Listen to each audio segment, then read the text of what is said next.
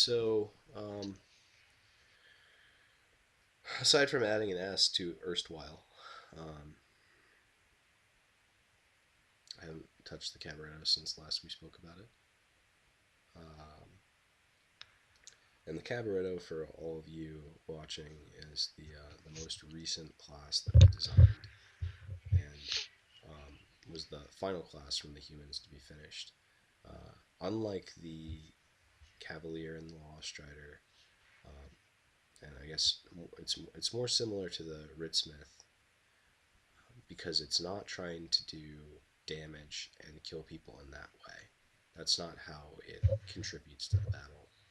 What it's trying to do, we think at least, and we're not sure, if the implementation will end up working exactly this way, is it's going to force enemies to misallocate their resources, your opponents. Uh, they're going to go after you because they think you have more health than you do or less health than you do. You can play around with the amount of health that they have. You can play around with what they can see, make them question who they're attacking. Um, Instead of what we were trying to do the most was find an identity for a rogue that didn't feel like it was just an assassin. We wanted something much more performative, much more of a show. Because when you read some of the best fantasy fiction about rogues, a lot of what they're doing is stealing the show. I mean, they're the coolest character. uh, they have the coolest entrances. They say the most badass things. They come out of nowhere and oftentimes act as the Deus Ex Machina, which of course is terrible in terms of good writing.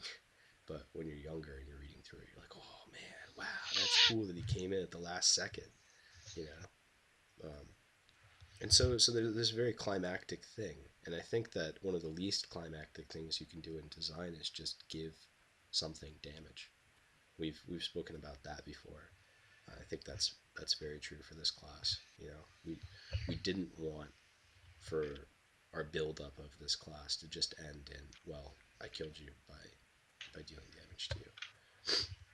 So we'll see how successful we were with the Cabaretto. Now, before I start in on the abilities, I'm gonna have to sneeze briefly, so I apologize for that. It's gonna be immortalized for all time in broadcast. No, okay, it was one of those rogue phantom sneezes that rescinds its invitation to exit your nose and decides to stay a while. Okay, yeah, before we go into it too much, I don't know if I ever talked about the Cabaretto's narrative. Did I? Mm, I not know really. I know I've said things about it to you. I don't know if I ever said anything about it on stream. Not in depth. Okay. Um, all right. So the Cabaretto is this performer. She's a part of a troupe of actors who move from town to town, and they're under the employ of a, I guess the analog would be in our world at least would be the East India Company, and that's from a little bit later than the Renaissance or pre-Renaissance, but basically just part of this giant early or I guess middle age. I mean that in terms of middle ages, not like 40 years old. Um, Trading company, corporation thing. And so they send you out to these little towns to keep the people happy. I mean, you're basically the TV set for them, and you roam between towns, keeping up the morale, trying to keep down unrest. And that's your stated goal. That's what your troop does. But behind that, you guys are actually under the employ of these companies to take out low-level political targets or low-priority targets in each of these places. Maybe there's a mercenary guild that's causing trouble for the crown, and he just so happens to be watching the show from a distance, maybe from the balcony of uh, this mercenary guild that they've taken a lot of time to build up and save for, and then all of a sudden, at the climax of the show, um, someone pinions him, or not pinions him. Someone, I think it's called pith. pithing. Someone just jams a needle into the back of his neck. He's dead.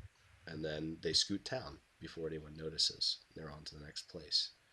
Um, and of course, there's always uproar, and people know more or less who did it. But there are all sorts of traveling acting groups moving around, and this group has one specific job, whereas all of those are just um, keeping up the ruse that this is nothing malignant. This is just a benign entertainment. Um, so those acting troupes are actually fairly common. It's just not this one. This one has its own goals, and so the Cabaretto is the leader of that group. And perhaps not the leader, but the best performer in the contingent. She can, I say she, but we'll get to that shortly. Um, she can deflect your attention at a moment's notice. She can perfectly embody any character that she wants to, down to their most minute mannerisms. Take a piece of writing and translate it from words into characterization almost immediately as soon as she sees a page. Uh, in other words, she's completely detached from her own identity. Or I guess that's not what that says, but I'm making that comment now. She doesn't care very much for the identity that she was given. Um, in fact, she doesn't ascribe very much value to her gender role at all either. She's incredibly gender fluid, choosing masculine or feminine traits for whichever situation, depending on which she thinks will get the best result. While it's made her an incredible actress, it's also made her, or actor, depending on the night, it's also made her an incredible threat, a very viable threat as an assassin. She can be anywhere, any place, and change her appearance at a moment's notice, change her posture. And I don't know if you guys watch people for their posture. People watch very often, but a lot of what defines a person is their gait, how they walk, how they represent themselves in public, the way they stand. Are they crouched away? Um, Even more so than what they're wearing sometimes. And if you can change everything about your posture at a drop, and what you're wearing, and how you look, and how you talk, and which gender you're representing yourself as, you can kind of see that it would be incredibly difficult to follow this person, to catch them. Now, for the player, that means that when they're playing the Cabaretto, they'll be kind of thrust into the mind of this incredibly enigmatic, oftentimes unfollowable personality. And to combat that, we were considering, or at least I was considering with the narrative team when I discussed with them, having the primary perspective of the storyline be a companion of yours, maybe a young child who you've taken under your wing. Whereas the player will be occupying the role of the Cabaretto primarily, in combat and when they're moving around the map.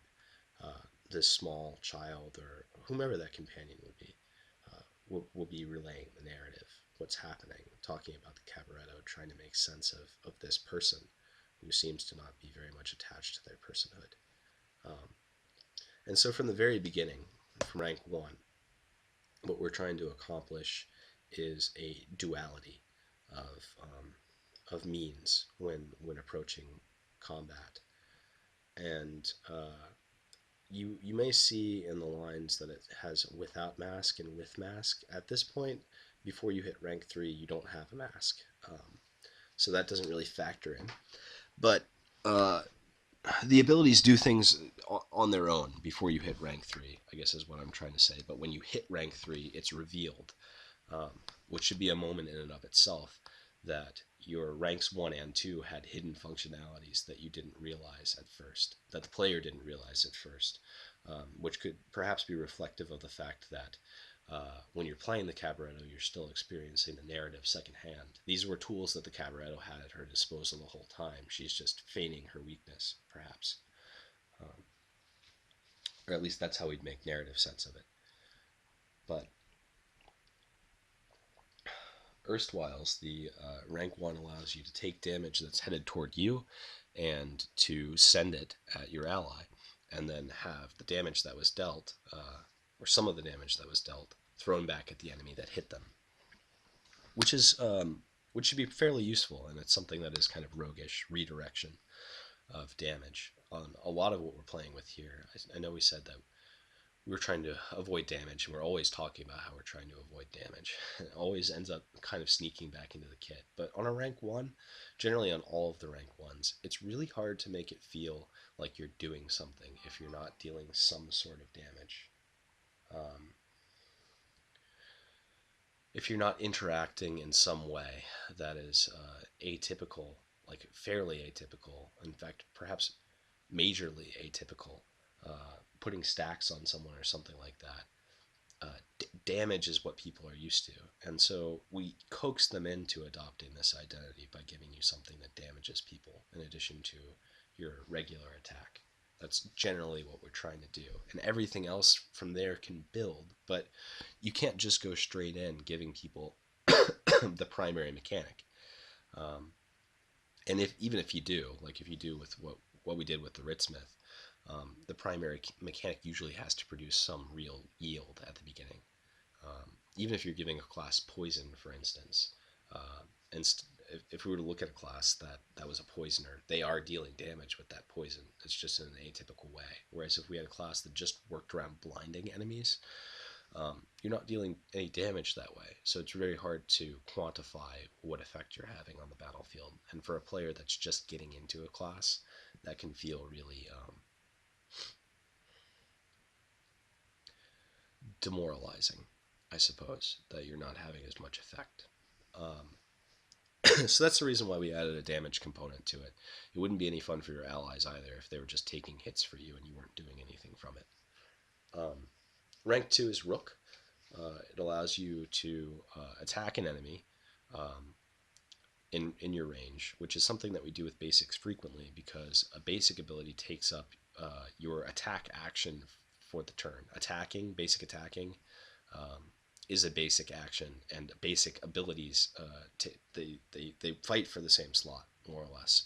And so when we have an ability early where you're having to choose whether you want to use the basic or not, it has to be at least as valuable as an attack. And so if you put the attack onto the ability, then the player's not even making the decision anymore. They say, okay, this is strictly better, I'll use it. So what are we adding that's strictly better? Well, we're adding this feigned damage mechanic. It's like the secondary mechanic of the class.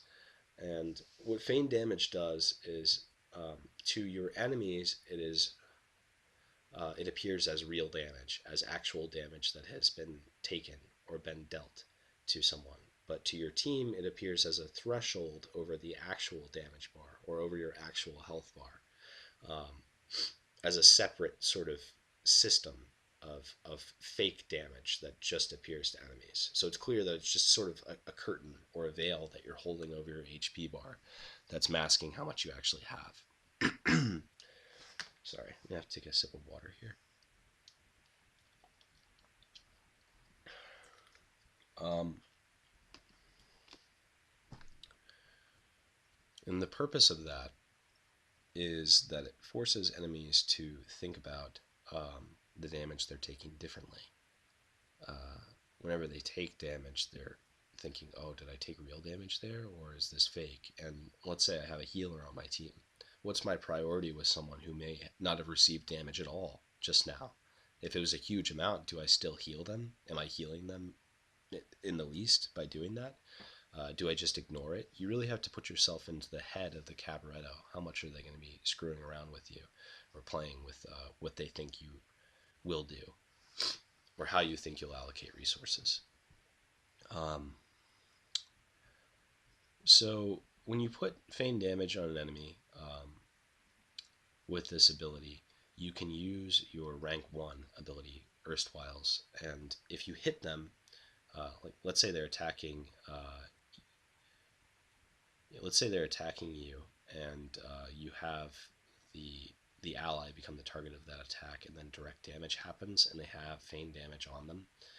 It inflicts that feign damage amount onto their max HP, um, and so it doesn't actually reduce their health bar. It's not dealing actual damage in that instance. but it is reducing their total amount of health. And there aren't any classes at this point that do that. Um, and max HP is not something that you can get back in this game. It's not something that can be reverted, something that can be cleansed. It's gone. It's actually gone. Um, and in terms of weaknesses for tanks, if your health bar starts going away for real, uh, any healer on your team is going to be exponentially less useful to you as time goes on.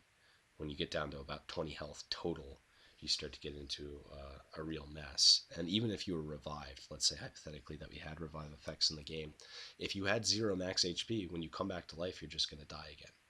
So we're introducing that side of it for the rogue as a threat. Um, Perhaps to convey the idea of instant death, which players may be familiar with a rogue, but it isn't so instant here. It's something that builds up much more slowly. The other thing to discuss about feigned damage before we move on is that if an enemy or an ally would deal enough damage to someone that it appears as though they've taken lethal damage, and that's because of the feigned damage that they have, the feigned damage dissipates and it shows them the real amount of health that they have left. So when you're playing the Cabaretto, you kind of have to find a happy medium where you don't have too much feigned damage on someone and you don't have too little where it's insignificant, but you have enough so it'll stay on their health bar even if they take some sizable damage. Um, that's something that you'll be juggling. So when we get to rank 3, when you unlock it at level 3 most likely, it'll reveal the second parts of each of your rank 1 and rank 2 abilities. So I'll go and speak to those very quickly before we move on to what rank 3 actually does in and of itself. So Erstwhiles gains the functionality of allowing you to become the target, when you have your mask on, of course, become the target of an attack or an ability that targets an ally on not your row, which is what the first ability allowed you to do, was to deflect an attack on your row, but on an adjacent row. So you can pull attacks in if you're on the middle row from the front and back, whereas the previous ability was allowing you to throw attacks off to people who are in the middle, if you are in the middle. For the rank 2, it allows you to use Rook and have it look like it's a basic attack, so they won't know if they're taking real damage or feigned damage anytime you attack them with your mask on, which is obviously very strong, or at least it will make them question anytime you attack them what you're actually doing. It allows for the Cabaretto's basic attacks to become somewhat of a threat without actually being something that's doing a tremendous amount of damage, which is what we don't want the class to be, as a damage dealer. Also, with the without mask and with mask options, we're trying to create an identity for the character. Um, as I said earlier, we're trying to create this sort of binary or this duality of identity from very early. While you had been perceiving the character in one way, now at this point it is revealed that they can be one of two ways. And as we continue through the kit, you'll see that they can be one of multiple ways, or be represented in some unfathomable number of ways. But perhaps not quite as many as you could have echo stacks. Uh, so let's talk about what rank 3 actually does. Um, Rank 3 is a passive which masks your HP and mana bars when you put a mask on. And you can choose between putting a mask on or taking it off at the beginning of each of your turns, as you can probably read here. But also damage that would target you isn't revealed when you have the mask on. So they don't know how much they're doing to you, and they can't see how much they're doing to you, and so it acts a whole lot like feigned damage does, but in a strictly speaking better way, or more one-sided way for you. The other thing that the mask does is it makes it so that when you equip it, you can clone an ally on your row and have them appear as a copy of you. Uh, and you can switch positions with that ally if you want. So you can kind of play mind games with the enemy. Which one's me now? Am I this person? And the fourth functionality offered by the ability is that allies who have your mask on, who are receiving the effect, or characters, I suppose, in general, it's not limited to allies, can cast basic abilities from your character's pool. So if they want to, they can use Rook to appear like they are you um, at this point in time. So now the enemy is having a really rough time when the Cabaretto has their mask on, figuring out who the Cabaretto, which of the characters is even the Cabaretto, and then are we dealing actual damage to the Cabaretto? When you take your mask off, um, depending on what you're choosing to do with that, you can deflect your attacks onto allies. So um, it's really hard for the enemy to prioritize you correctly or to prioritize you in any real and meaningful way, even within these first three abilities. Which is getting back to that idea of misallocating resources that we discussed before. So rank four, what does it do for you? Well, first off, it starts the same way as that other basic did. It says attack target enemy in range. So you're not having to choose between it and a basic attack in a turn. And when you have your mask on, as you can probably guess, this one will also appear as a basic attack. So the enemy is always kind of questioning, oh my god, what did they just use? Are they using it? um, and they're generally quite scared about what's happening. Or to me, it feels kind of like the villain from a slasher flick is constantly in your peripheral vision. Then when you turn, they're not there. It's like that hanging over you anytime you choose an action. um, or I think it should feel that way. It's going to be tremendously annoying to have a Cabaretto on the other side of the field. So let's look at what Conceit does without the mask. Uh, it reveals all the feigned damage you possess and then consumes it. And at this point, before these first three, or before rank 4, you have no way of putting feigned damage on yourself. The with mask option of the ability allows you to deal damage, or sorry, when you're next dealt damage, you receive damage equal, feigned damage equal the damage dealt. And if you have your mask on, of course, that won't be shown. So it's going to be fairly difficult. The enemy might think that they've done more damage than they have, or if they put in a really big hit on you and it caused your feigned damage to actually deplete, they might think that half of it was feigned damage. So they'll never know, like, did I do a lot of damage, or is it just a lot of feigned damage that's there? Um, or did they even use conceit that turn? Were they using rook instead? Um, but let's go and look at what it does without the mask. When you next equip your mask, after you've consumed all of that feigned damage that you can put on with the with mask option, um, you may have target cloned ally gain a pithing charge, or a pithing charge. Uh, Cody and Logan on stream starts at 2 p.m. Okay, so oops, go back over. So 2 p.m. I guess we told Cody that we'd start talking with him then. Maybe. I thought it was 3. Me too. Anyway, that's a mystery for 30 minutes from now. The pithing charge acts sort of like the bombs do in Stratego, if you guys are familiar with that game. Um, to me, I always really enjoyed playing Stratego, and the bombs were a huge part of that, having my enemy run their high priority target into something that was bombed. It's just the best feeling in the world. You feel like you've outsmarted them, even if it was pure dumb luck. With this, you can outsmart them. It allows you to put a pithing charge on an ally, and then when they're next targeted, it blows up, um, and it deals damage to both of them equal to the feigned damage that was consumed by the ability when you first put the when you use it without the mask, that you're cultivating from having the mask on. So it requires you to switch in and out to get the most functionality out of the ability. It's going to be a multi-turn setup most of the time, but the payoff is actually quite large.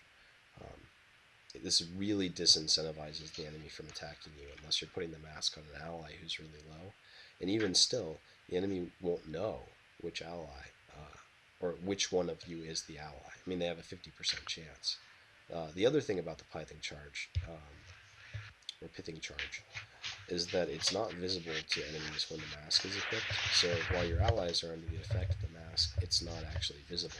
When they take the mask off, the enemy might be able to see the pithing charge, but the pithing charge is still going to be on that ally. So you can put multiple pithing charges out onto the allies on your side of the field by cloning different allies each time. Of course, you have to build up quite a bit of feint damage to do that, but you'll have time. Concede isn't necessarily a mana hungry option. So let's look at the rank 5 passive, Balance. Whenever you clone an ally with Persona, you may exchange feigned and real damage with them. Okay, so this is allowing you to put feigned damage on your allies at this point to make them seem like they're more damaged than they are when you both get the masks on. But also, after you've put feigned damage on that ally, if the feigned damage doesn't disappear for some reason, you can use it as a resource, like a container, a life container for yourself. Because when you trade real damage for that feigned damage, it's getting rid of the real damage on you and putting feigned damage on you. So this gives the Cabaretto some sustain that it didn't have before. It has a lot of ways of avoiding damage anyway, but this is actually some real sustain that can kind of get around the Cabaretto's weakness to AoE. I have to take another sip of water. Sorry.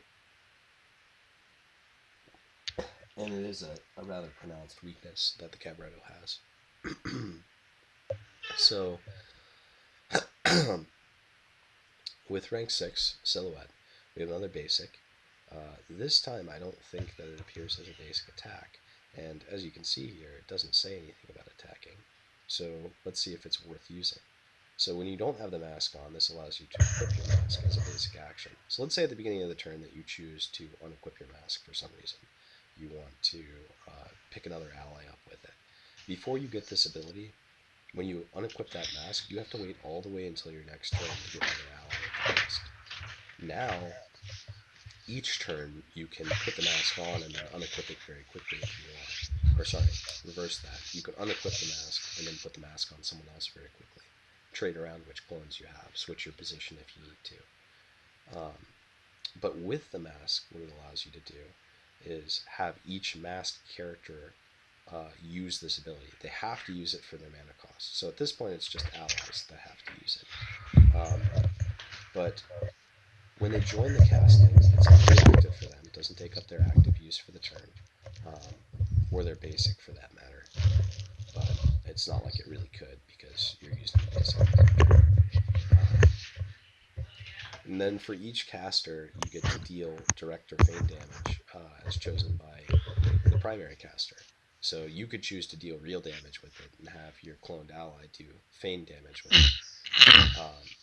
And then, of course, for each instance of damage, the target enemy or whoever is being hit by this within your range receives damage equal to the number of masked characters. So when you first use this, the most it's going to do is 4 real or feigned damage, or you could have it go 2 and 2.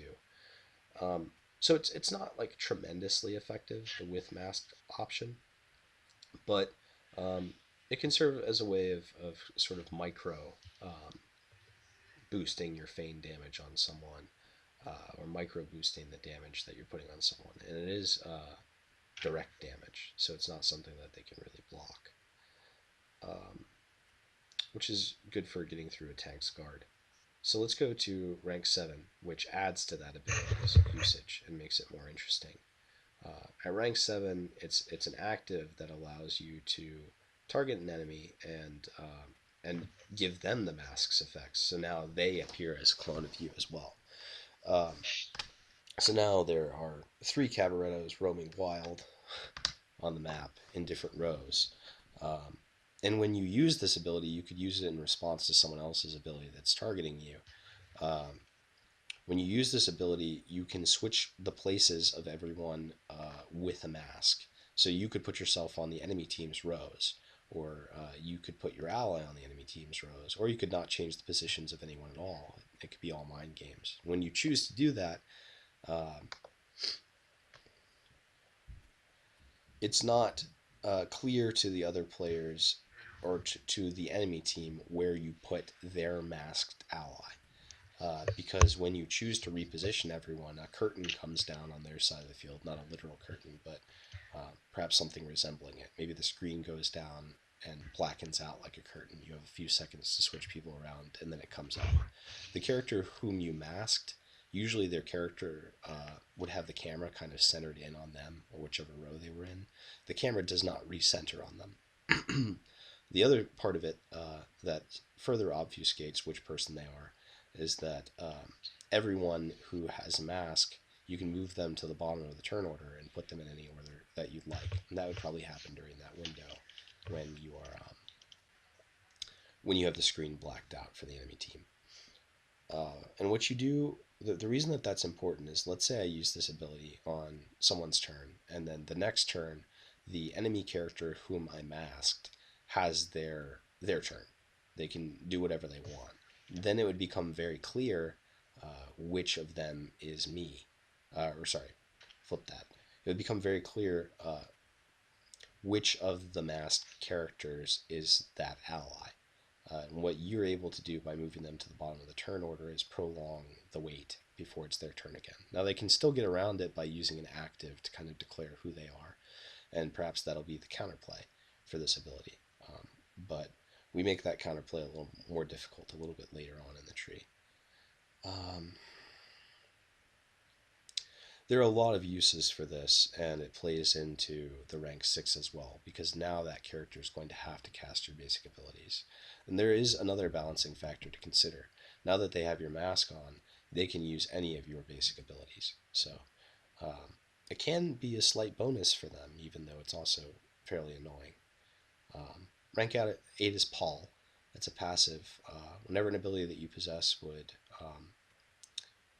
directly or indirectly deal damage to an ally on your row, and you have many that deal damage to allies. And that also includes abilities that you've given to your enemy with rank 7, so the basics that you have. You get to gain feigned damage equal to half the damage that came in. So now you have a way of really boosting up the damage, the feigned damage that you have on yourself for your rank 4. So you can really go off with those pithing charges. And there are other benefits too to having that feigned damage. You also don't have to choose to receive it. So even if the enemy knows that Paul is going off and that you could be receiving feigned damage, you could elect not to. And then when you take off your mask, they might go, oh, okay, that's feigned damage. We didn't do that much damage to them. Uh, so rank 9. Rank 9 is Revel Vein. Enemy characters affected by your mask lose max HP equal to the mana they would spend on abilities that you do not possess. What that's doing for you is it's making it so that the enemy who has your mask on is heavily incentivized into using your basic abilities. Um, if they don't, they're going to find themselves losing max HP quite quickly. The other thing that it does is it ties in that those first two abilities that are working toward dealing max HP damage. I don't know if that's lessening or lowering the threshold of your max HP, raising the threshold on your max HP. I don't know what the correct terminology is there, but we didn't have a callback to that mechanic yet in the kit. And it's very important to call back all the mechanics that you're introducing to make the thing feel cohesive. Because if players see an effect early on, they're going to think, oh, okay, this will resolve later. Just like if you introduce a plot point in a novel and then you don't resolve it, the reader will feel kind of gypped or jilted. Um, so that's what that's trying to do, and I think it does do it in at least a somewhat elegant way. It further reinforces that you have control over people. And if I can make a comment on the character before we get to rank 10, that's what all of this is about. Putting on your mask, having people appear as clones of you, giving the enemy the chance to appear as you. It's all a sort of it's weird because we don't know enough about the character to say. Uh, but to me, if I were analyzing the character, I would say it's all part of this monomania around not ascribing to any one identity. It's like you would think that ego would be derived uh, from an identity, from how you feel about yourself, but the ego of the Cabaretto is derived from not having to choose, to being many identities and being able to pick the best one possible. Uh, Now you're putting that onto enemies, but in a way that puts them on the back foot. They're so comfortable in their identity that when they become you, it feels very foreign to them, both within the narrative or within the narrative of combat and for other players. It's going to feel very strange for them. I think, at least the first few times it happens. So in that way, we're trying to get players to feel the same thing that their characters are feeling, even in PvP. I think it should feel that way. And when we're balancing, we are balancing for PvP all the time. We're trying to make the player versus player interactions the most fun they can be. And the player versus environment interactions will be balanced against what PvP allows for. Which is why we're trying to have, when we've been going through the bestiary, we've been trying to have a sort of dense layer of interaction between the different mobs that exist. Because we feel like maybe after playing multiplayer, the single player will feel uninteresting if we don't do that. But let's go to rank 10 and see what that has to say. So rank 10 is Rapture. It's got no cost. It's a free active, and basically what it does is it makes it so that when another mass character is casting active, you can copy that active for twice its cost.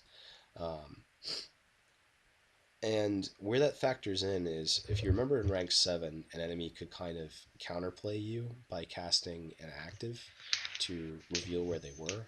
If you cast your active too, then it's not clear which person is actually casting it first. Um, who the real person is. Not only that, but it also gives you a way of interacting with your allies more meaningfully and kind of adapting into their identities or the enemy's identities. It's that final comment on the Cabaretto being a master of switching. If all of this so far has been about incorporating them into what makes you you, however diverse that is, now it's about showing them that you also can be them if you want. That in the end they're actually fairly unimportant uh, except for how they factor into your goals, whatever they may be. Or at least you could read it that way. I'm sure there are other ways of reading it too. And so, insofar as right now, I think that's about it for the Cabaretto. Um, and that I think even took less time than the Ritzmith one Wow, yeah, it did. did. Felt like longer. Yeah, sorry. Don't worry about it. um, okay, so that's done, and now we have retrospectives on each of the classes. Just check my Skype meeting is still happening. Yes, meeting is still happening. Um, where's Cody at in my list? Here he is.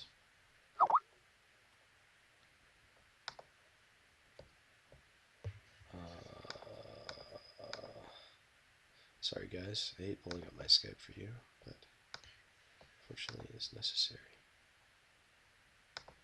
Okay, so so that's that. If you guys have something that you want to see, we'll take a few seconds and bend to your every whim. Whatever you want to hear about next, because until about 3 o'clock, we don't really have anything scheduled that we need to attend to. I mean, we could work on the bestiary, but it'd Yes. also be really nice if anyone's in there can answer any questions anyone has. Yeah. Correct. Um, Because we did just go over. Yeah, we went over the last of our human classes. If you're just joining us. yeah.